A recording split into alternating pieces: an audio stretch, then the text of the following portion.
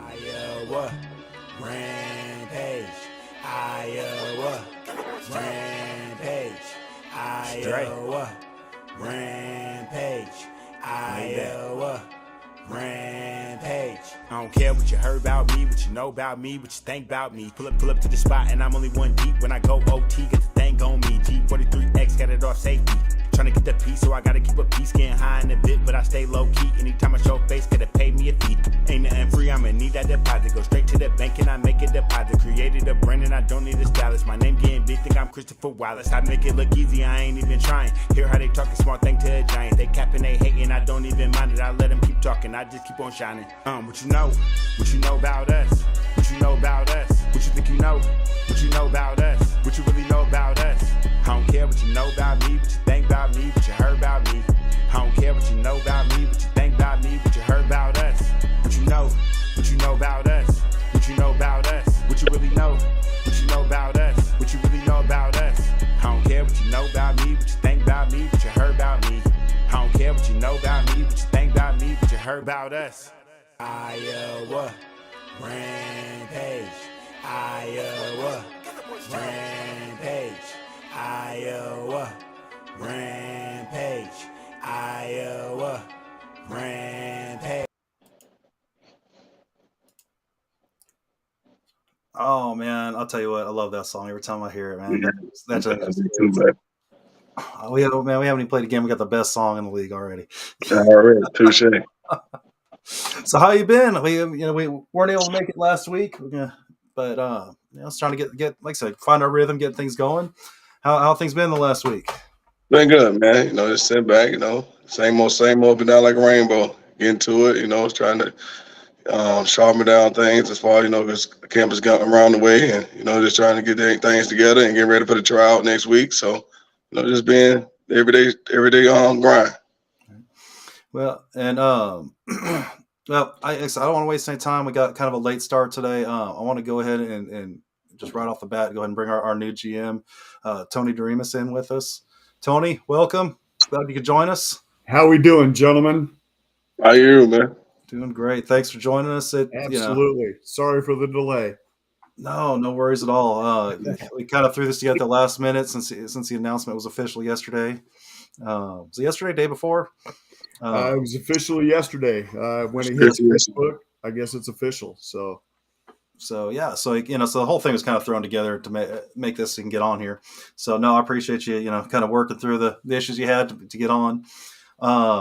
Before we get going, it'd be kind of crazy not to kind of mention what all's been going on lately. Coach Jackson is from Kansas City. He's currently up in the Omaha Council Bluffs area at the moment, but he's from Kansas City. I'm from Kansas City. We just had the incident down at the parade at the rally this afternoon, and just a couple of weeks ago we had the similar situation up in Perry, Iowa. Mm-hmm. So it's a big thing. It's super fresh. I mean, it's if somebody's watching this, down the road, it literally just happened a couple hours ago. So there's, no one really knows anything. There's still a few details coming in, but just thoughts go out to those families, and it's sad to see, especially revolving around the game of football. We're all here for that. Absolutely. I'm about 32 miles from Perry, so when it initially happened, I am an EMT first responder, and we were put on standby in case they needed us. And so a lot of fundraisers and a lot of things are happening around this Des Moines area. And I live in Van Meter, which is 15 minutes from Des Moines, 30 miles from Perry. Our hearts and everything go out to them up there in Perry, and certainly in Kansas City. Supposed to celebrate, back-to-back titles and everything, and you end up having a situation like that. It's a sad affairs. So yes, it is. Prayers to everyone. Yes. And I've got a good friend of mine. He a big Iowa Barnstormers fan. Actually went by Iowa Man, dressed up as Iron Man at the games. He actually works up at Perry High School, and so the second I heard that, it was an instant. Hey, you okay? What's going on up there? Absolutely. So, glad he was safe so far. I work a block away. My office is a block away from Crown Center and Union Station, where everything went down today. So thankfully I wasn't in the office because I wasn't about to go fight that crowd. But I mean, it's a shame to see what happened. But yeah, especially around something we're all here for ultimately. So we're all here for football, having a good time.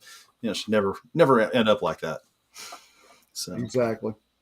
But so nice downer way to start off this show. But I mean, it's just kind of the state of the world right now. Exactly. But anyway, so welcome. Now you were with the team prior, right? In other capacities. Yes, in the capacity, I started off with the Iowa Blackhawks. We were in 2005 to 2012. We played in a very small regional league, Kansas Coyotes, which probably flipped into the Topeka Tropics, and a few teams in Missouri, Sedalia and Springfield and Conroe, Texas. Wichita had a team, Aviators, at one time. And so I first stepped in the coaching role in 2005, but I saw a better calling. I went to our owner, which was a good friend of mine, and it was a no-brainer for me to go into the front office and start the marketing and the sales, because in 2005 we had the old Jacksonville Tomcats of the AFL2, and we had their turf, and it was defunct after 5 games. And so we bought the turf on pennies on the dollar, and I looked around all the dasher boards, and it still had the 904 area code. And I'm like, you know what? We got to do something to change it to the 712 or the 402 area code and whatnot. So during the off season, did a lot of sales and marketing, did a lot of guerrilla marketing, and that fits. So. and it works, and when you're just guerrilla marketing works when you're passionate about something, and Right. I love arena football. I love indoor football. I love the environment that it brings. And for four guys that sat at a Mara Sports Bar and having a few brown bottle brewskis and came up with the idea of having an arena football team, waking up the next morning, we were like, what did we agree upon? And oh my God, what did we do? And it took off. We had a great run. Took home a couple titles there in the Mid-America Center. So that was really neat in 2009 and 10. We had a good, solid fan base. But I'm just excited to have it back here in Council Bluffs. It's my hometown. Everybody complains that there's nothing to do, or we got to go to Omaha, and I hate Omaha, and blah, blah, blah. And man, we got something here that's going to rock. Something to do. We got something that's going to rock. Tyus is putting together a squad that I'm telling you, it's going to be bone chilling. It's going to be exciting. We just have to, as a front office staff, we got to get the word out. We got to do guerrilla marketing. Boots on the ground and make it happen. Because I want Tyus and the crew to run out on the field with smoke and strobe lights and crazy music and I want the intro to the very end of the game to be exciting for the fans, and we're going to leave it to Tyus to get the dudes and get them on the field and get them going. He's got some cool experience in the AFL. He played for one of my favorite teams following AFL, the New Orleans Voodoo. So I mean, that was my team. Short-lived and whatnot. Being a Saints fan, it was natural. So. Like I said, I'm just excited. I really, really am in that capacity of what we can do in Council Bluffs. We got a great venue, probably going to be one of the best places that we play at.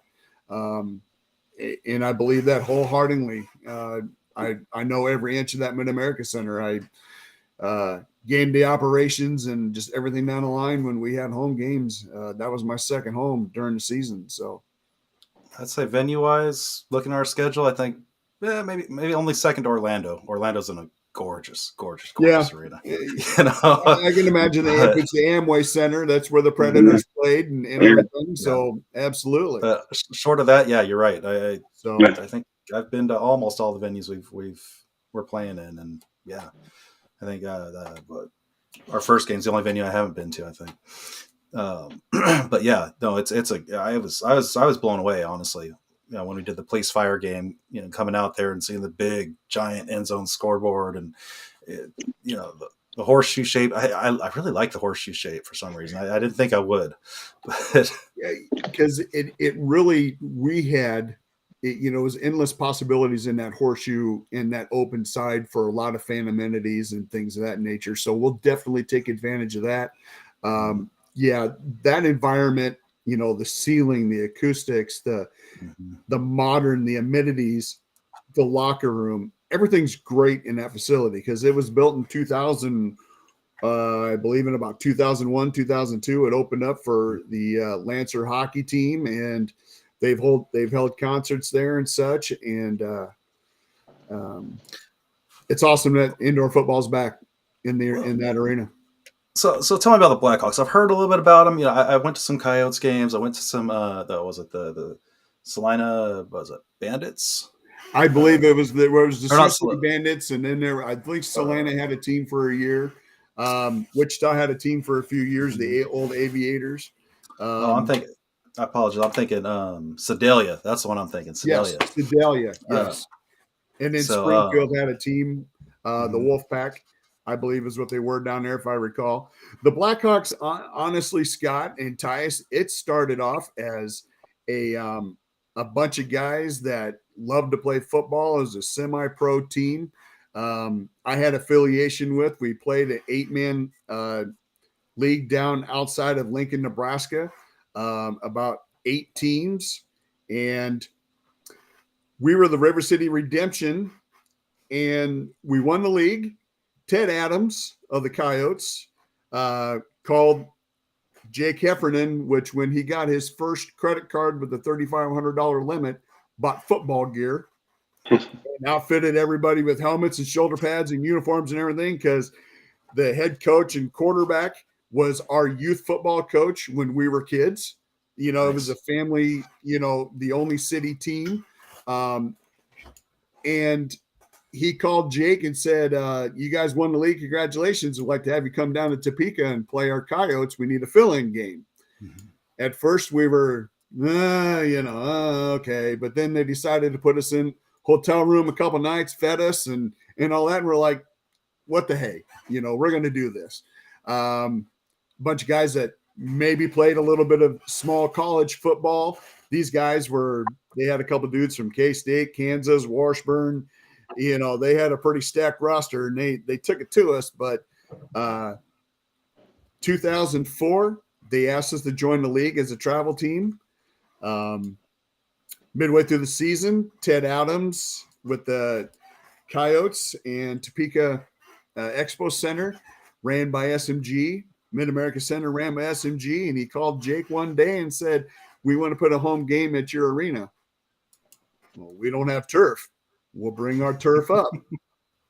Roanoke Steam, another AFL2 team that went away. Mm-hmm. That's what the Coyotes had for turf, and they brought it up in a semi truck and they rolled it all out, and they gave us 3 weeks to put together hyped it all up and everything. We put 3,000 people in there for 3 weeks. It was a wing and a prayer. It was pretty crazy. We got stomped. 3,000 people is no joke for that level league. Pretty good, yeah. That's no joke.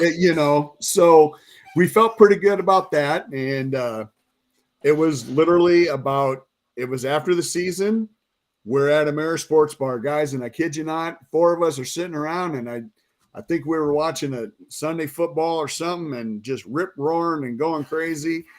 And Ralph called Jake and said, we want you guys to be permanent members of the permanent members. And like, we kind of talked about it speakerphone. And after a lot of soda pops, we agreed. And we're like, the next day, the general manager from the MAC called and said, we're going to give you a 5-game home schedule in 2005. Nice. We all stood back and we all just were like, whoa, and that was the start of it. Bought the turf from Jacksonville because they went bankrupt. Literally, the semi-trucks pulled in 2 days before our first game against the Coyotes. Took us 9 hours to figure out how the turf laid down because it was just folded up, but the crew at the MAC, there's a 10-yard line. Okay, let's move it over here. So we pieced everything together, got the dashboards put into place. The goalpost hung up, and 2 days later we had a home game, and it was the first one of the season. But we all sat back and it was guys that played a little bit of recreational football basically, and then we started recruiting some guys that played some college ball. It got more and more. We had a great pipeline with a small school about an hour south of Omaha in Peru State. We even had their alumni group did a tailgate party, during the season a couple years because we had about 6 guys that played at Peru that were seniors, and they wanted to keep playing football, so they were fresh out of college and still in shape and just still wanted to play football. And the word got out about us, and we won our title in 2009 when we beat Kansas, and that was the monkey off our back. And then we won it in 2010, beat the Sedalia, the Missouri Minutemen, I believe is Missouri, but they had a couple guys from that Mizzou that played on that team. Running back Mark, and I can't remember his last name, but good dude, played at Mizzou. And so, that was a fun game. In 2012, we just kind of, we sold the team in 2011 to a guy in town that in turn sold it, and then they changed the name, went away, and that was it. But it was an awesome, awesome time. It really was crazy. In 2009, and then in 2010, we had banners that the Mid America Center bought that, for the AFL title with our logo and everything. And my son, that's Tyler Doremus, is doing a lot of social media and press releases and such for the team now as an intern. He graduated, had their graduation there. 2 days before graduation, Jake and I talked, and we're like, I wonder what happened to those banners. And that day at graduation, there was a worker that was working when we were with the Blackhawks. And I asked him, he remembered me, and he goes, yeah, I know where they are.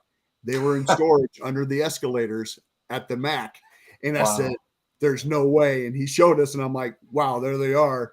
And we have them in our possession. I have them in our possession. So I think our first game, Trevor, Mike, and Kelsey in the front office, we kind of talked about doing a banner raising, putting them back up in the rafters as history, as an historic event. We're getting a lot of the former Blackhawk players to arrive on the first game, so it's going to be really neat because they are excited. They're personal friends of mine. So when the official announcement hit Facebook yesterday, you got lit up, didn't you? My page was blowing up, and it was cool, And so, but I want to put a banner for 2024 Arena Bowl champs next to those two. That's what I want.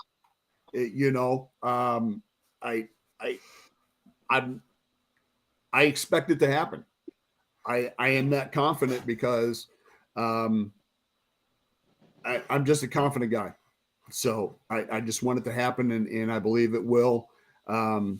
God willing, and the players and everything, when we get everything in shape, I don't want it to be shock the world, but I want to put us on the map, and we're going to do everything we can to get there. So, and honestly, you guys already are doing a lot to put yourselves on the map. I've said a number of times on the show that the social media and just the public relations end of things has been great. Across the league, the fans have noticed that, wow, they're really doing some good stuff here.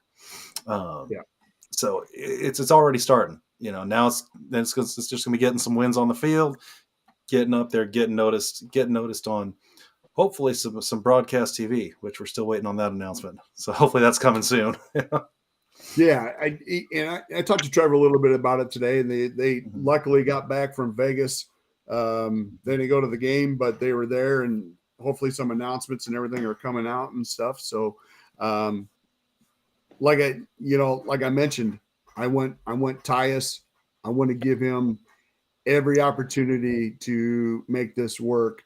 We're putting it in his hands, and I believe as we all talked and they hired him and stuff, and I talked to him briefly when we met here about less than a month ago, and by golly, I knew this was the guy for the job. Appreciate you, man. Yeah, absolutely, and I mean that wholeheartedly, my man. And I can't wait to even talk to you even more in Kansas City. Which, speaking of, it's perfect time to plug that.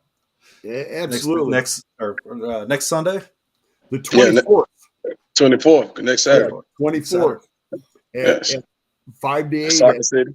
Yeah. Soccer City, 5:15 to 7:15 in Soccer City. We got a couple guys got on that's already pre-registered. So, and I have a lot of guys that have been reaching out, to get there. So it's definitely, like I said, the front office and social media is doing their job. Like I said, we got spots to fill, and I have some good names that's coming in. So we'll see what happens. So Soccer City in Kansas City, Kansas. Kansas City, Kansas, exactly. And 5:00. 5 get there. Have guys report like 4:30. Actually start at 5:15. Like I said, we get in, get out, do the typical, tryout stuff. 20, 40 yard dash. I like to say 20 in the arena because our big guys need to run out 20 yards and the guys in general. So 40 doesn't do you that much. 40 yards don't do you any good, not in arena football. So no, I like to say 20. Yeah, that's it. So I say the 20 yard dash for the most part, 5, 10, 5, air drill, all that stuff, and then get into situations, see some position drills and like I say, put them in different situations with different coverages, and then one-on-ones, ending with a bang with King of the Kill with the LOS line of scrimmage. So I think it's gonna be a great turnout. I know it will. Like I said, we already have some great guys on our roster now, but there's nothing wrong with adding competition and guys that really want to keep their clock going and have aspirations of getting back outside to one of those L leagues. So I'm excited, man. And I'm excited to have my GM Tony, man. Like you said, we spoke briefly at the Chambers, and you come with a great history, and someone that's from here, that's truly love the city and love everything. I think it's a great fit. I know it's a great fit for what we're trying to do as an organization, and it just made sense. So I appreciate you, Tony. I really do. I appreciate you, and I mean that wholeheartedly. I moved over to the Central Iowa in 2016, but my thoughts and everything are, I think about home often, and then it always seems to kick around this time of year back with the Blackhawks, and when we were away, I'm like, man, we'd be getting ready for tryouts. I'd be talking to sponsors right now. I'd be worried about this, or we're getting that, or what I missed that game day mode. Hey, we're having tryouts and in the meetings and stuff like that. So a spring in my step has happened. It officially kicked in yesterday that it's a real thing. It was something that Trevor, Mike, and we talked about before they left, and I agreed upon and everything. So like I said, once when it hit Facebook, then it's official. It's real. It's real now. And so again, we're going to bring some entertainment value, and it's going to be an awesome football team too. I want them out in the community. I want them to be touchable, tangible, that something that we really pride upon with the Blackhawks, the autographs after the game, the player appearances, the ticket giveaways, and little, walk into a big sponsor and we're doing something, or we're in the community. I'm launching some ideas tomorrow in a marketing meeting that was really great to reach out to the community.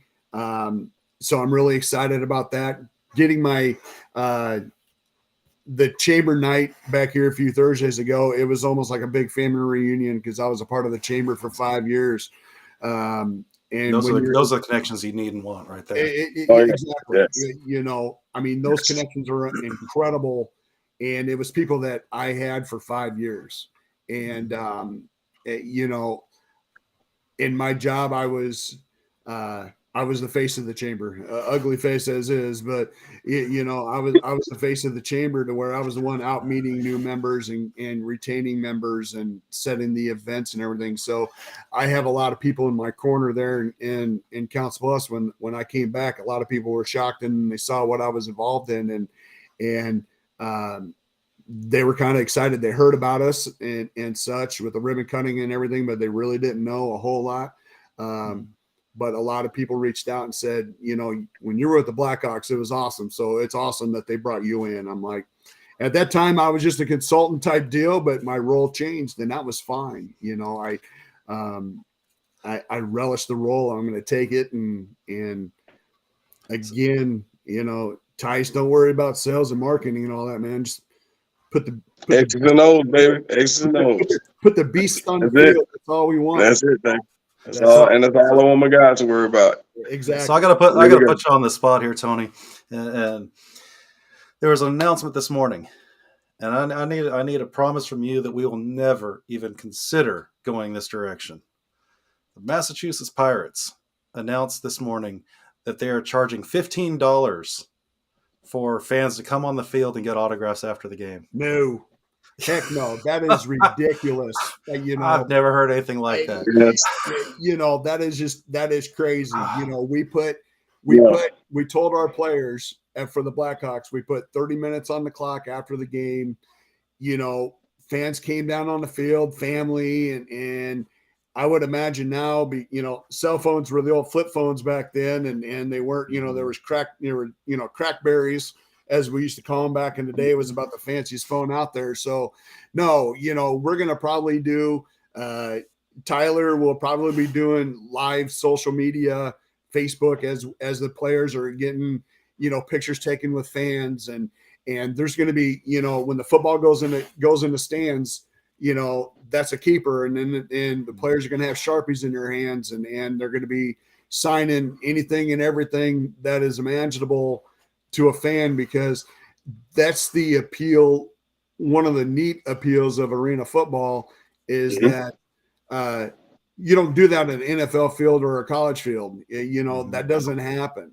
And when the players are there and, man, that hit was awesome what you did, all that stuff as a little kid and everything, that resonates in what arena football is. So that I didn't hear that announcement, Scott, and that is just absolutely, that's absolutely a family of four spending $60 to go onto the field afterwards to take autographs. Right. Yeah. Wow. That's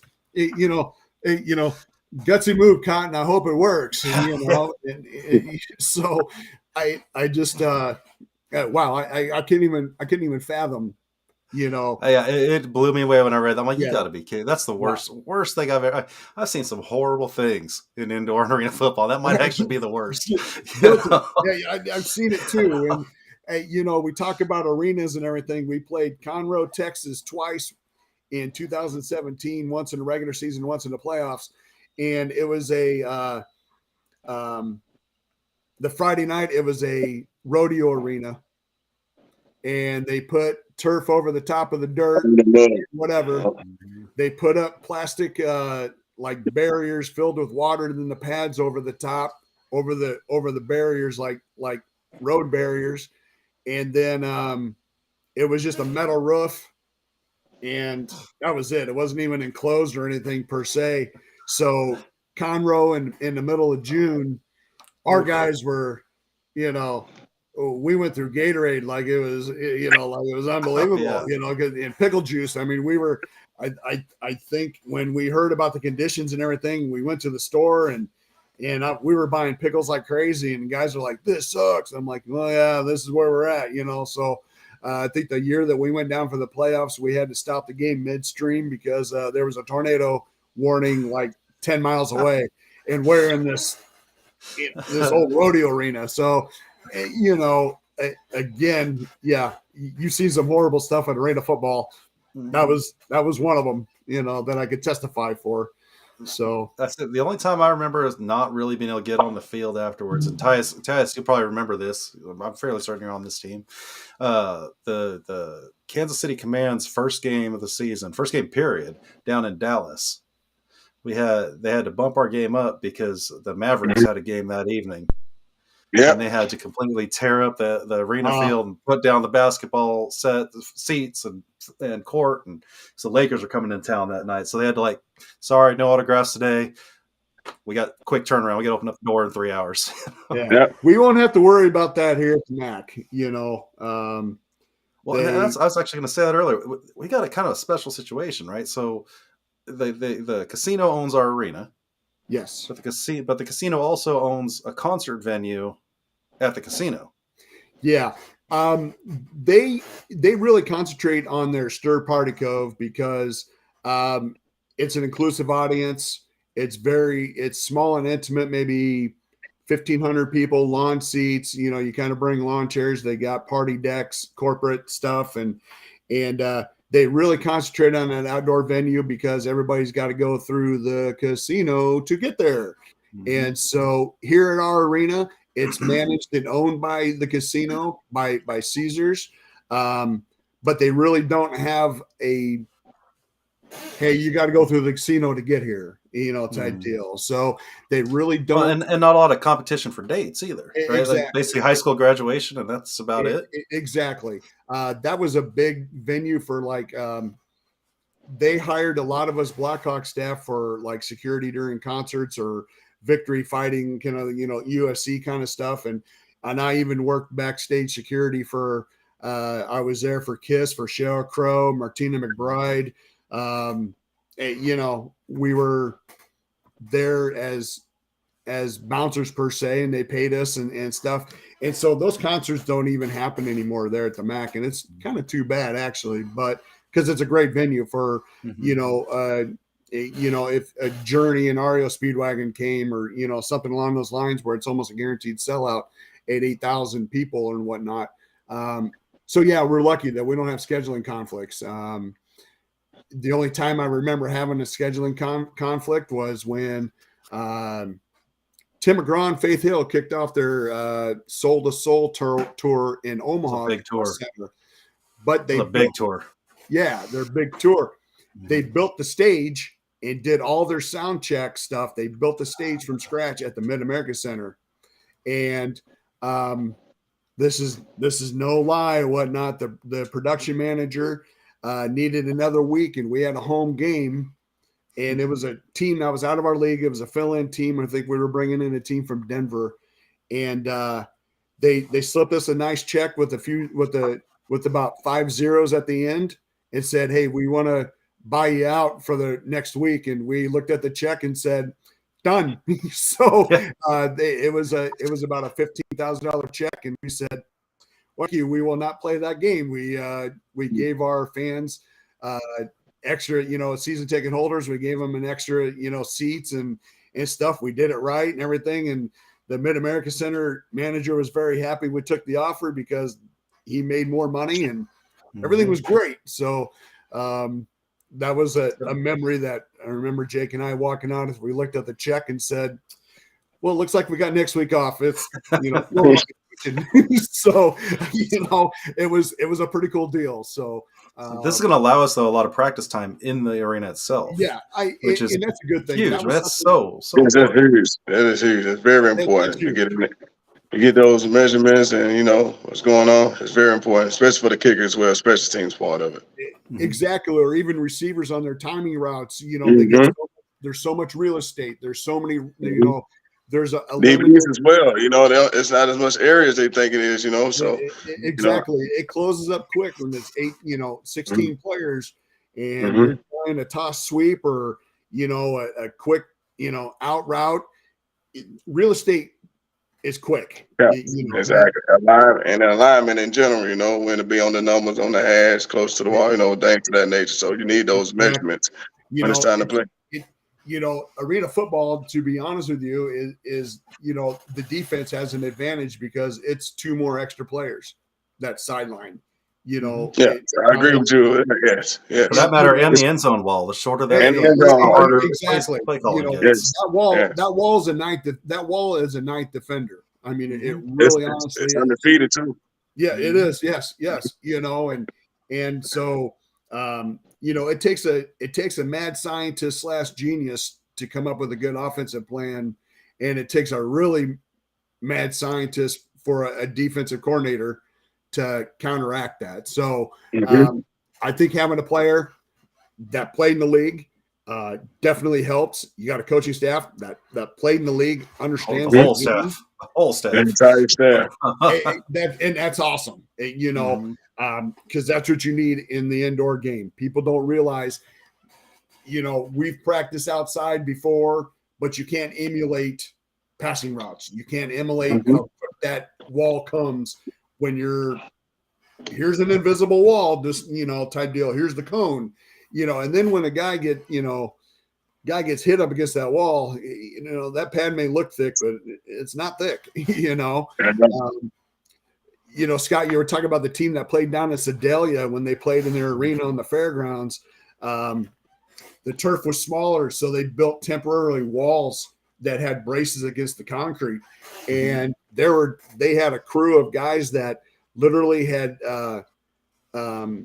screwdriver, battery operated screwdrivers and wood screws and putting walls back together. If a couple 250, 300 pound guys smashed into that wall, it busted it, and they were 5-minute timeout and fixing the wall type deal. So people Wichita a few years ago, not this incarnation, previous incarnation, they had inflatable walls. Oh wow. Yeah, which those things terrified me. Just did not look safe. My brother-in-law at the time was our team trainer, and when he saw what they were doing with the wall and the big wood screws and stuff, he's like, "Man, I got extra gauze pads because I could see one of the guys landing on a screw." And Yeah. just his mind Tetanus was, shots for everybody. yeah, as an athletic trainer and I'm an EMT, we think of gruesome scenes and we blow them up and stuff. So he was, oh man, I could see players, running into the screw and getting it caught and all that stuff. Or the wood splintering, or oh man, yeah, exactly. Yeah. And stuff. So, again, we're blessed with an awesome facility. So, yeah, it's going to be awesome. So people don't know necessarily what the role, like, so they know the role of a GM in the NFL, but this is drastically different in terms of what your duties would be. It's not so much on the player side of things. I mean, yeah, you still have to sign, approve, but it's not in the NFL when it comes to things like that. That is correct. My role is primarily making sure that we're meeting our sales and marketing goals, making sure that I got game day operations down, our social media, which I'm blessed that I'm going to say Tyler, my son, he's going into sports media, sports marketing at UNO, and he grew up around the Blackhawks. He was at the arena at 7 a.m, and we were walking out at 11:30 at night, and stuff. And he was, he grew up around it, so he loves the sport also. I just brought in one of his classmates that he graduated with, one of his best friends, but he does stuff similar at University of Nebraska at Lincoln, and he's going to be our on-field hype guy because I know he has energy and all that. So I got to make sure the DJs know, don't play the songs during the play. Here's where to shut it off. I'm planning national anthem singers. I'm planning, theme nights and all that. And we're going to have some more interns and whatnot, to where instead of me doing everything when I was with the Blackhawks, it's me now just pushing the switches, making sure our checklist, game day, saying, hey, we have our national anthem singer. What's their name? What are we doing at halftime? What do we have here? We have the intro music. We have the fog machines. We have the players know where to go, direct them to the VOM, to where they come out of the locker room. Those kind of things, to where I want to sit back at 7:05 when our kickoff is, and that ball goes in the air at 7:05. I breathe. Amen. That's just how I was with the Blackhawks, and I know I have to be probably more precise, especially when we're putting stuff on the air, if it's going to be on the CBS network streaming and all that stuff, the TV restraints and everything. So I'm basically going to be there. I'm going to probably be the first one there to basically turn on the lights on game day, and I'm going to be the one who locks up and shuts the door at the end. When the players are at their after party and all that stuff, I'll be the last one walking in, but and stuff. So I want the players, I want the coaches to just go with the flow. I need you to, hey, dance when you're coming out of the VOM and the smoke, do something cool, all that, type deal, which I know these guys will do, because that's just, they're not showing off. They're showing their bravado and their alter ego. And stuff. It's entertainment. When you get down to it's it, it's all entertainment. Exactly. Oh, yeah. I look at it as like I want your entrance to be like WWE. I mean, I really, really do. I want you to do the Ray Lewis or the Deion Sanders, or do whatever you want to as you're coming out of the VOM on your intro. But that's what I want the crowd to see, and I want the crowd to get excited. And like I said, when 7:05 hit, when I was at the Blackhawks, I look up and I see the clock, and that ball is in the air, and I see the clock turn 7:05.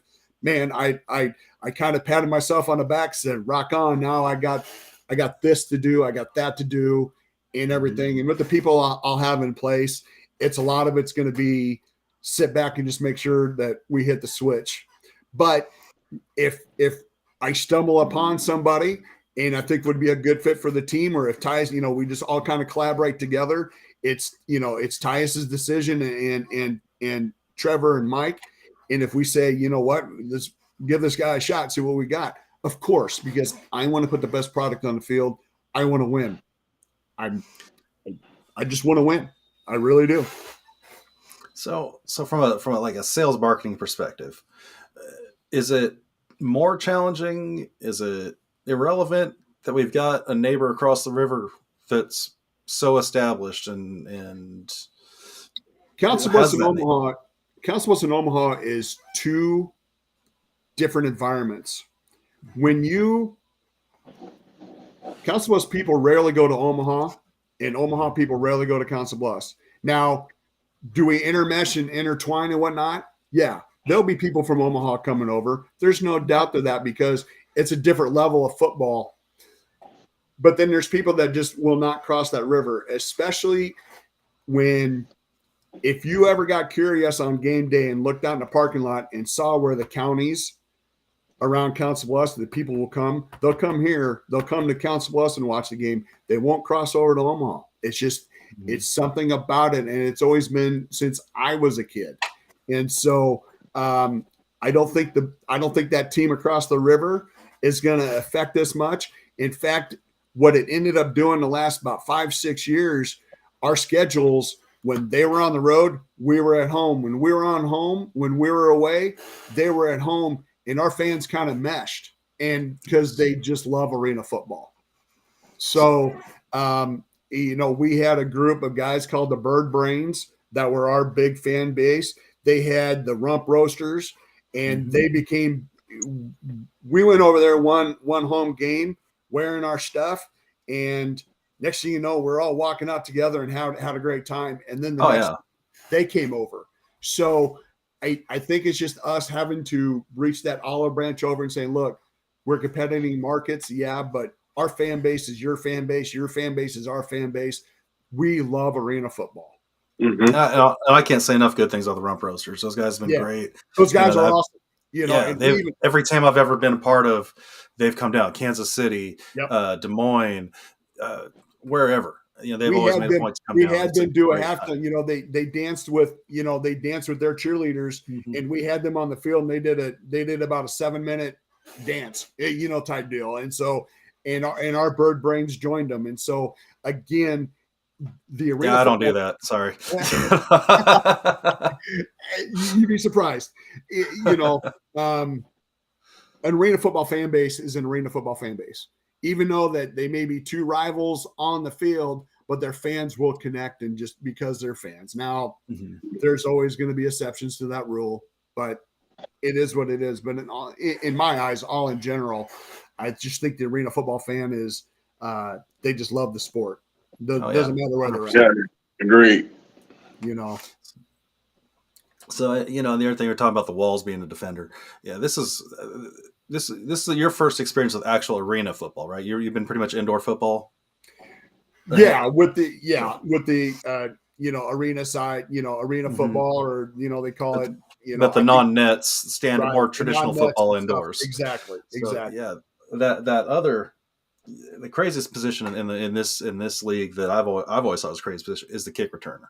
Is the kick returner? Yeah. They got to turn their back to 8 guys coming down the field full speed trying to kill them. They got to turn their back to him, catch a ball bouncing at them, going God knows what direction. Catch that, turn around, figure out where everybody is, and hit it. Try to get through them. Right. You got to be a special kind of crazy to be a kick returner in this league.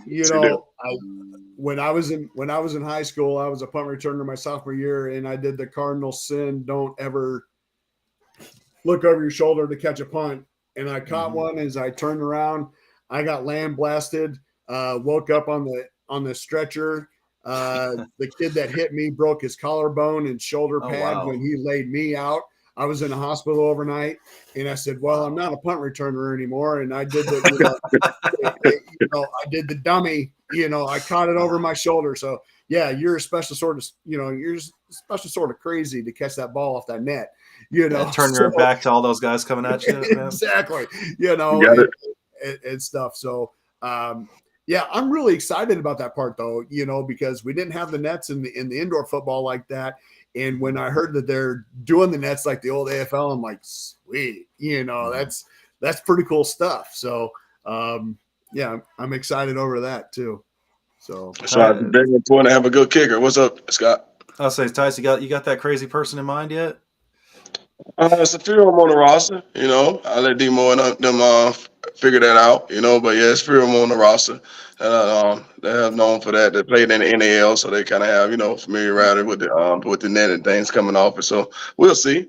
Might be someone at the tryout and say so. But yeah, it's especially, but you got to have a kicker to get it there as well, you know, and that's one of the Exactly. most important guys in this game as well. You know, a guy that can be a bar guy, put it high off the net so it can come down slow. You know, so And now with the deuce being a new and with thing the in the dudes, exactly, NFL. and the dudes again. You know, so it's big. It's the kicker position. You know, for sure, and just to make field goals would have been smaller than a traditional one. So it's just a big part of the game. You know, Mhm. so And be looking able forward to to it. and be able to knock it from anywhere in the field too. Anywhere on the field, you know, we sit up. You know, you got to be. Yeah, agreed. Yes, you got to be, like I said, the kicker's got to be accurate and ready to do what he need to do. We lost in 2005 in the title game. It was our first full season to the Coyotes. We took a 2-point lead with about 10 seconds left, and our kicker, if it would have went over the receiver's fingertips by about 2 more inches, the ball would have been screwing around the end zone. The clock would have been running. He got the ball back about midfield, and they brought their kicker on to win the game. And stuff, and so yeah, kicking is huge, in the arena game, because you got to be able to nail it from almost anywhere, Well, and it's a 50-yard field, but if right. you're kicking high up on the nets, that's a 70-yard kick. 70-yard kick. And then you got half the size of an NFL goalpost.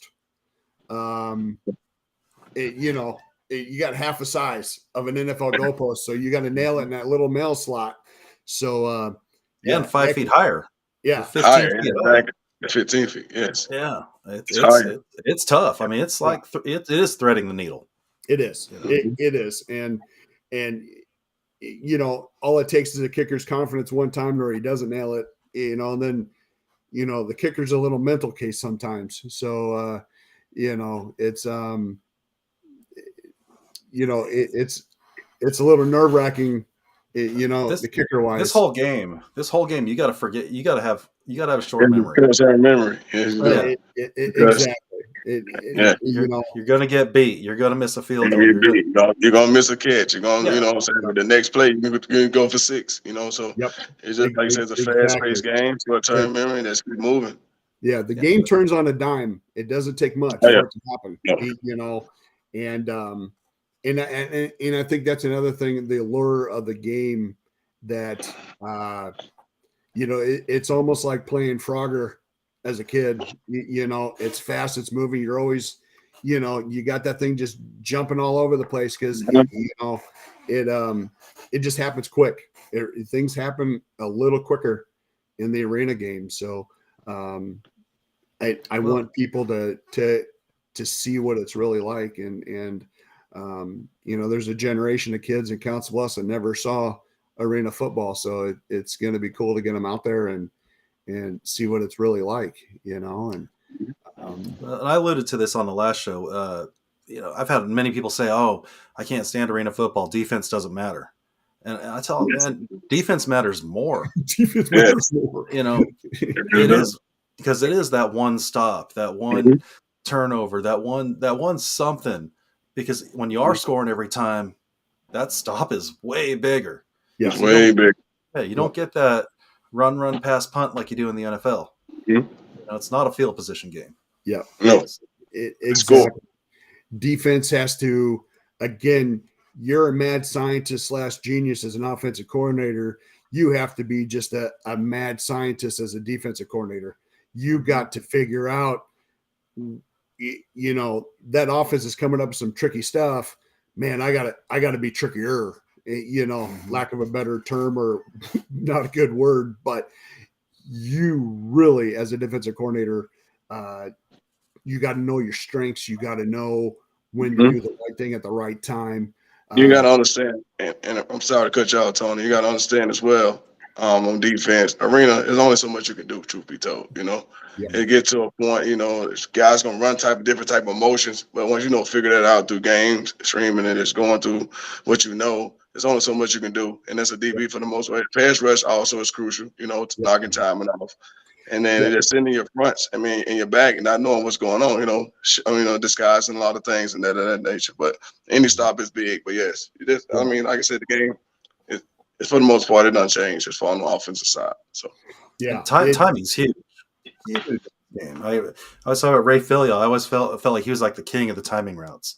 That guy would step back, throw a ball to a spot, whether his receiver is going to be there or not. The receiver better be there.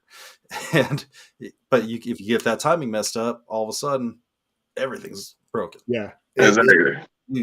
exactly. And I think that's the people once when they understand. The people you say, well, I don't like because there's no defense. You need to really pay attention what's going on, and a 3rd and 6 and a stop, and you're batting down a pass because you put on a pass rush, and that D end is 6'5", and he just bowls a guy, and he sticks his arms up and blocks the pass, and next thing you know, he's trying a hard field goal, and it's like, that's a stop, dude. I mean, that is a stop. Even if they make it, it's a stop, So exactly. Yeah. 3 points stopping and giving up 7. Mm-hmm. Exactly. And stuff. And so,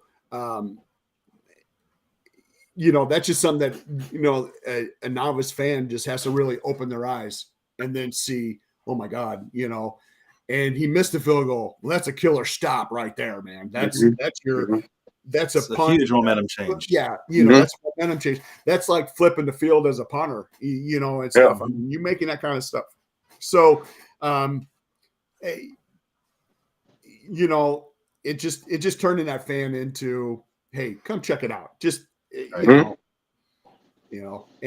and even if it's as simple as your PA announcer hyping the crowd saying, what an incredible stop, and making it, oh, that was an incredible stop, and maybe that's all it takes, and it's into that case. So, which is, now, I'm gonna push my soapbox on you. This is something I've been wanting for years and years. Now we got a new league, fresh start. I think the stop needs to be an official statistic for the Arena Football League. I like that. We spoke about that on the last show, Scott. Yeah. I agree with that. I think that need to be a statistic. Half stop for a field goal, full stop for a turnover, or loss of possession, or whatever. Yeah, because it's such a crucial part of the game. Yeah, the stop. If you're a team that gets 5 stops a game, and that's what you're averaging, that's huge. It's huge. And that means way more than yards. Yards mean nothing in this league. Yeah. I mean, somebody says he rushed for 100 yards in Arena Football. You're like, dude, he can get that in one easy. Now, I will say that would be impressive. It's only been done one time. So we had some good runners. So I mean, it was done by a quarterback of all people. Okay. Yeah. Well, you're up on that AFL history with me. There's no doubt to that. So. It's again the difference with the indoor versus arena. Having the jack linebacker, that can't leave the 5 yards from the line of scrimmage. Right. Things like that. It just blocks up the running lane so much more. And then the linebackers not having to play at 5 to rush. They right there in the belt line, so that stops. It's hard to run. Right, it's hard to run. So that's why you want to have big guys that's athletic still as runners. But that is why a quarterback has the record. Exactly. It doesn't. The running back gets stopped. The quarterback. Marcus James, that played for Mizzou. He played for Missouri, and he had about 110 yards against us, against the Blackhawks. But we ended up winning. But he had a big run, 50 yards, and a couple. It added up. But Marcus James, that's name popped in my head. That in our game, in the title game, but. Yeah, it is hard for a running back in the game and whatnot, but no, it still goes back. Running yardage doesn't mean anything. I mean, that's kind of like yardage ultimately doesn't mean anything. It's how many points scored, how many times you stop their team from scoring points. Yeah.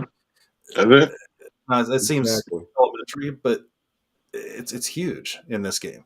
It's football played with a basketball strategy. And last possession strategy. You're trying to get the last possession for sure. Yep. Whether it's before the half or the end of the game. You want the last possession. Yes, you're trying to get that extra possession. So either through takeaways or just clock management. I've always said I'd make a horrible coach because I don't even know that I'd keep a kicker on the roster. I just onside kick it every time, go for 2 every time. If you can't make two points every 50% of the time, you aren't going to win anyway. So, you can't get 2 yards. I want the kicker though. I think he's very important.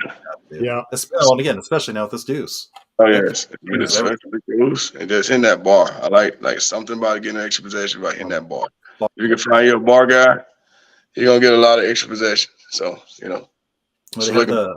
they had a couple of the GMs on last night on the AFL channel, and Chris Siegfried was one of them. He was our offense coordinator here in Kansas City Mm-hmm. back in 2007, and we had a game rescheduled. It moved from like a Sunday to a Saturday or something. All of a sudden, we get to go to this road game, and I think it was the first real road game I ever went to.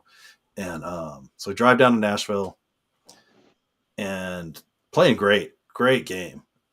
And towards the end, kickoff comes up towards us, hits the crossbar, ricochets straight back to at least like the 10-yard line. One of our former players played with us the year before, scoops it up, runs it straight in for the touchdown. They win the game off that one bar ball. That's crucial, man. Oh That's man, crucial. it's a crusher, but it's Yes, so it is. exciting. It's so And exciting. again, Scott, Tyus, that's what makes arena football so nothing is secure until there's zeros on the clock. Nothing. Yes, for sure. Because the craziest things, you think that will never happen, that scenario will never happen. It will happen. It does in this league. Somewhere down the does line. It's gonna happen. Mhm. The I still haven't seen. I I still haven't seen the new rule book. I'm hoping they keep a lot of the old things, the stopping the clock. If you don't gain yardage in the last minute, if you're in the lead, Yeah, yes. because man, that makes a big difference too. That makes a big difference, man. You get that TFL and stop that clock without timeouts. That's big. That is big. Again, that's another strategy as well. As a coach, especially if you score there at the half and then you're the one receiving in the second half, that's a big. Oh yeah, that's a huge momentum switch. That's why you want that possession for. If you can get it, that's 2 possessions. I mean, that's why you defer. Yeah, exactly. Every time you better defer. That's right. And even the overtime rules. Again, the previous overtime rules. That's what they used in the Super Bowl was the AFL overtime rules. Yes, they did. Both teams get a possession, then goes to sudden death. Well, in the AFL, that's exciting because both teams are likely going to score a touchdown. Yeah, touchdown for sure. And the third possession is likely going to be a score. So you don't want to give the ball back on that third possession to the other team. So you have to go for 2 to either win or lose the game. That is the most exciting play in arena football right there, is that 2-point conversion in overtime. Yeah. So hopefully they kept a lot of that. Like I said, Tony, actually, if you have a copy of the book, I'd love to see it. I haven't got it yet. I know that we're supposed to be receiving our copies here very, very quick because we're really Trevor and I kind of talked about that. We still haven't gotten it. We're waiting on the operations book and the rules and all that stuff, and we're trying to figure out how we're gonna, we want to do a kind of a soak game scrimmage pregame type deal to where we can work out the kinks of the cameras and definitely need that. We definitely need that. And we're trying to work on those kind of details. We're going to be talking about it more tomorrow. We have a list of things to really talk about as far as sales, marketing, and things in position and things. But the big thing is we're still that operations manual. And when we get that, it's going to have the rules. It's going to have pretty much everything in there from, we can have, national anthem has to last about 1 minute, 10 seconds to what uniforms the guys are wearing, to the rules and all that stuff. So yeah, I'm absolutely chomping at the bit to get a hold of that manual and everything, and then really go through it. I'm really excited about getting down to Kansas City. I don't know how many players that you got that we already signed, if they're going to be there or not. But I want to meet as many of them as I can. I want to meet the staff, and I just want to. The 24th can't come quick enough for me. I mean, this is going to be great, and everything. So yeah, getting that manual, exciting time for sure. Yeah, it is. It's going to be very exciting. So yes, it is. Looking forward to a lot of things coming up, man. I really am excited. Yeah, good. I am too, Tyus, and everything. I'm like I said, I'm really excited that arena football is coming to my hometown, and I'm going to be able tomorrow night I shoot high school sports, and Van Meter's a champion town, and I'm actually breaking out the bling rings from 2009 and 10 and wearing them to the game because Nice. everybody in town's like, "Are you moving?" I'm like, "No, I'm not moving." But I didn't know you were a part of anything like this. It's like, yeah, and so I'm going to break them out and wear the title rings tomorrow and stuff while Nice. I'm taking pictures and everything. So, that was part of that Facebook blow up when I made the announcement on my page and about being GM, and it shocked a lot of people and stuff. So, yeah, it's gonna be pretty cool. So I'll definitely have the tailgate going every week right outside the south entrance on that little grassy cement strip right there. mm-hmm. I'll have the tailgate going every week. I'm hoping to get the rest of the fan club kind of continue building that up, get more people on there, getting them involved. The community aspect of this league. Tim Capper of Arena Fan coined the phrase "Arena Football Family," and it really is. There's something about this league. I've had tickets in multiple other indoor leagues, and it was never quite the same. There's just something special, and I say this all the time. There's something special about the Arena Football League. The people that get involved, the level of competition, it's just different. It's just a whole different energy, a whole different environment. And even at the police fire game, it felt different than it does in a lot of the indoor games. That's good to hear. I'm glad that was a great event. I know a lot of police and fire back home. I'm still friends with a lot of them because when I was at EMT in fire rescue at a volunteer department, we did a lot of stuff hand in hand. So there was a lot of those guys that I knew, and they even said, that was a pretty cool event and everything. So that's something we'll definitely keep doing, keep recognizing them throughout the year. Potawatomi County Sheriff's Department color guard will be the first ones out of the gate for the color guard presenting the colors, and we're going to do some cool stuff, and we're going to let them display a couple things and stuff as far as pregame and things of that nature. So we'll be tying a lot of stuff into the community with our games week to week. So that's crucial. I always give new fans, them the advice when the team's out doing a public appearance, show up. Yes. Say hi, talk to the guys. Yep. If they're at a car dealership, who cares? Hang out at a car dealership for a little while. Yep. One of my daughters, she got to know a couple players because we went out to a car dealership at an appearance, and she started playing basketball with one of the guys, and still to this day one of her favorite players. Right. So, by the way, Sergio.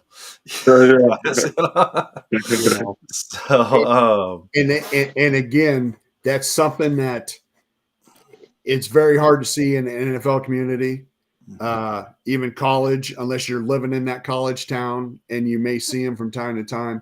But again, when the players are tangible, they take that selfie, they take that second to, shoot a hoop or hey, you want your picture? You just bought this car, cool. Let's get our picture taken together. In their football jersey or whatever like that.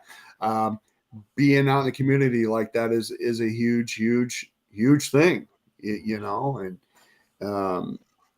that's something that we'll be addressing with players that are, roster players and whatnot, that I'm sure there's going to be requirements on these kind of things and stuff, because I think they also realize that's how the game grows, when they learn to appreciate the fans and they, again, be there, the 20, 30 minutes after the game and doing those selfies and getting that autograph, and they buy that souvenir helmet, the mini helmet, and they get the, the Sharpies out and signing it and all that stuff, or I caught your touchdown, dude. Can you sign my football? It's like, yeah, man, that's what it's really about. The players and coaches that make that effort to get to know the fans that are out there, they become instant favorites. And I've seen it in city after city after city.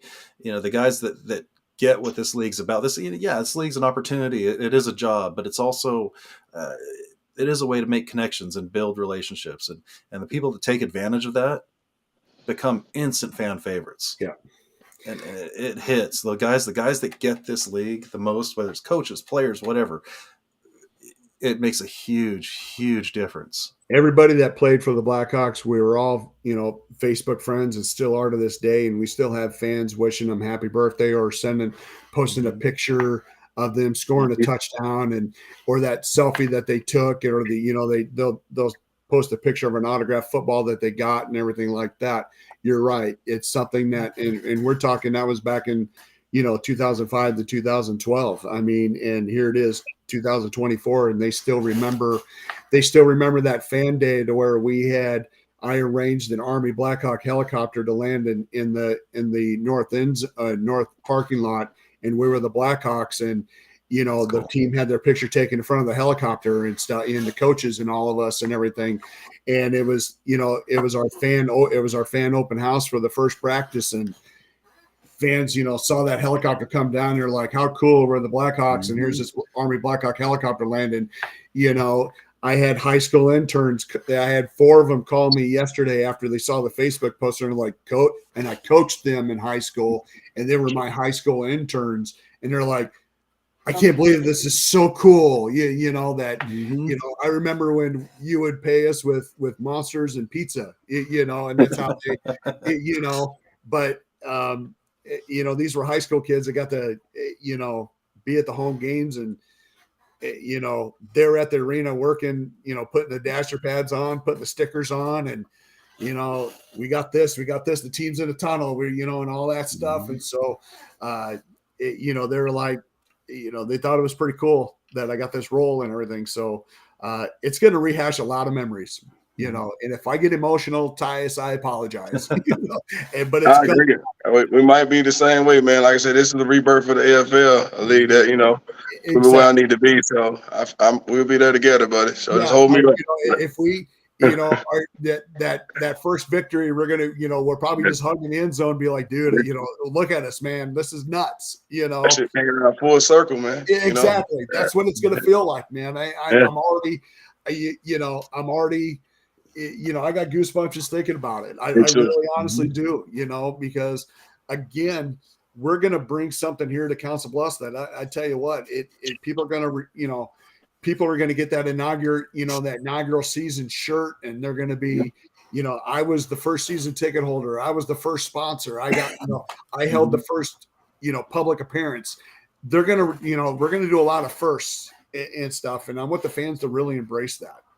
Well, and that's why I'm here. That's why this Kansas City guy is driving 2.5 hours up to Council Bluffs for every game, and every road game I can reach. Awesome. It's because of relationships. I knew Coach B from his time playing indoor ball here in Kansas City. I've known Coach Tyus here, 2011? 11. Yes. I mean, and actually I found out before then. I had pictures of him before that, before I knew him. Exactly. Again, yeah. Arena, you said it well, Scott. Arena football is a family. Mm-hmm. And we don't lose that bond. I mean, one of our players is like, he tagged me on Facebook yesterday. He goes, dude, congratulations. Now I'm going to take my 2 daughters and my wife and my son to this, because he played, and a lot of the, like I said, every one of the former players are like, dude, this is cool. I got one guy in Arizona. He's like, well, if you guys play down here in Arizona, I'm pulling for you, dude, and everything like that. So, because I think they reflect back on the time when they played for us, that we had a lot of fun. I mean, we were, it was, selling a sponsorship was robbing Peter to pay Paul. This sponsor paid for workman's comp insurance. This sponsor paid for the food, all those kind of things. And it was a thorough grassroots effort for the Blackhawks. And so, hopefully it'll be a little bit easier for you. Yes, I think so. And I get that good vibe too, that it will be, and stuff. So I think with the backing of Mike and Trevor and the league itself and everything, I think that's awesome.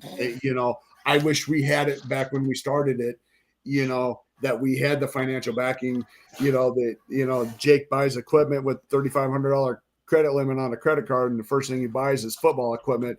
You got to have a screw loose in your head somewhere, to do that. Right.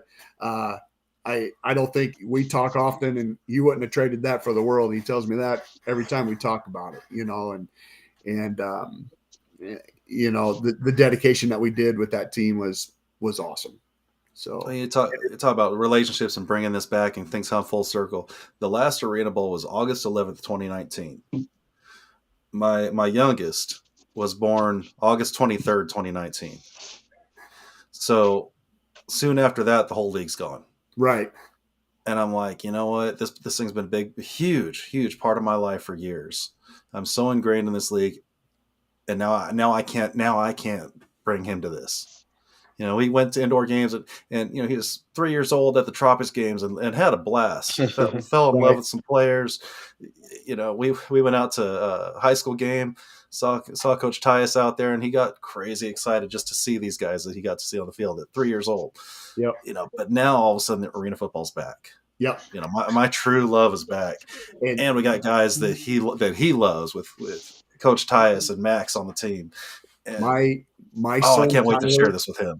Yeah, my son Tyler, now with him being involved in the team and him growing up with the Blackhawks, I mean, he was 2.5, 3 years old when he was at sitting in the stands in games and running around and all that stuff. So now he is just he's excited when he gets, okay, you're up for a press release and everything. And he told me last night after he did my release, he goes, Dad, I kind of cried a little bit. I like, well, dude, I'm proud of you, type deal. He goes, this is going to be fun, Dad. And I was like, yeah, because he grew up around it, and so it's going to be awesome. Again, I can't wait. If I get emotional when he's out on the field doing something, or I see him put together, and his buddy Blake, which I've known since he was in the third grade, seeing him out there, all that stuff. It's that first game. I'm not gonna lie, it's gonna emotional. It's gonna kick me. It really will. Now even thinking about it more and more and more, it's gonna kick me that first game. But I'm excited as all get out. I really am. Friday, the 24th, as I keep looking at the calendar, and I'm like, that's going to be an exciting day because I get to, really, hit with the staff and tie us some more. And I assume, Scott, you're probably going to be there to check it out. And so we'll meet face to face and 100% and everything. So, and then that first day of training camp, man, is just going to be, I want them to feel the energy from our coaching staff. I want them to feel my energy, because I think they're going to see me. They're going to realize how you've heard me for an hour, 17 minutes, how passionate I am about this. I am truly, truly blessed and excited to be a part of it. It's going to be awesome. Yeah, I can't wait. I mean, like I said, to be able to share this with family members at, different eras. I do have 3 older kids and I got my one little one. When I told my oldest daughter that Tanner Varner is on the coaching staff, she's like, okay, so I'm coming to all the games then. So, it's just gonna be great. I'm really looking forward to just rekindling all this. My girlfriend of 7+ years, we do a lot of sports photography together and everything, and we got 3 awesome dogs and 3 crazy cats, and she's going to be able to experience arena football, because I talk about the Blackhawks from time to time, and I don't think she realizes, when I told her I got asked to become the general manager, she had a look in her eyes like, what's that going to entail, and so she's along for the ride too, and she's my biggest supporter in this, and I'm blessed to have her be a part of it too. So, and because she's gonna be at all the home games, and we travel and whatnot, and she'll probably be more my admin person too. Do I need to respond to this email, or where do you got and everything? She'll keep me in tow. So, her eyes got wide, like, wow, what is it going to entail? Well, hang on, honey. It's going to be a fun ride. Hang on. This arena football stuff is cool, and It's big time. Yes, it is. It's big time. Yes, it is. And, people ask, especially back home in Council Bluffs stuff, well, where do they equal with the beef? And I said, well, AFL is like the NFL of arena football. That's just the best way to put it, because we are going to have the best talent. It's going to be the best coaches. It's going to be great arenas. It's going to be a good fan base. That's the only way you can describe what the AFL is. They're the NFL of arena football. You're at the. I always say if NFL is the major leagues, AFL's AAA, right? IFL's NAL is about maybe a AA, high AA even. Yep. But yeah, they're just different levels. It's still a good product. I've had tickets in all these leagues. Yep. At some point, but it's still a great product. But there's just something special about this league. Yes, very much so. So, well, we're at the top of the hour. I don't want to keep you all any longer. It's Valentine's Day and keeping you all from your families and whatnot. I got to pick up Shannon down at the state wrestling, Iowa State High School Wrestling, and we shoot for 3 schools, and she was down there this morning to shoot for Van Meter, and I had to take her back down around 5 for Earlham and Nottoway Valley and stuff, and so. She'll come home and go through about 7,000 pictures and then do it all again tomorrow. And is that down at the well or? Yes, it is. Yeah. And Iowa High School Wrestling and Iowa wrestling Big period is psycho. It's that arena holds 18,000 people and it's a sellout when it's Saturday night finals. I mean, and it's no joke. I've been on the floor taking pictures. And I look up and I'm like, oh my, this is crazy. So we're hosting the NCAA National Championship down here in Kansas City. I know. Next month. I know. So I'm a Florida Gator fan, so we don't have wrestling. So I kind of pull for Iowa and stuff. So yeah, wrestling's a big deal. So it's a whole subculture up there in Iowa. Ain't no lie. It's no joke. It's no joke. And they just added girls wrestling. This is the second year, and they filled up a 10,000 seat arena for the girls wrestling. So that's impressive. Yeah, very. So it's a subculture, no doubt. So, well, Tyus, we'll see you and Scott. We'll see you guys in about a week. Everybody be safe. Everybody listening, thank you a lot. Thank you so much for listening. I'm sure that Scott will tolerate me at another time and talk on, different things. And, but I'm just excited, Rampage Nation. Let's get going. Let's turn the Mac into Welcome to the Jungle and Gorillas Own the Jungle. Let's roll. I'll watch Welcome to the Jungle. I think that's a Predators thing.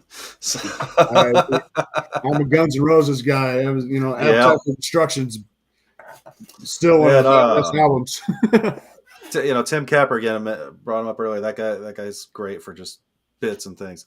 The other one he came up with is chest pounding. We got the girl that got chest pounded. So, let's go. So, all right, guys. Thank you so much again. We'll definitely do this again. All right, man. See y'all. Peace Welcome out. anytime. So, all right. Thanks again, everyone. Thanks for joining in. Wherever you find us, YouTube, Twitch, Facebook, Twitter, wherever we are, like us, follow us. You know how all that works. Thanks again for joining, and we will see you again in another week.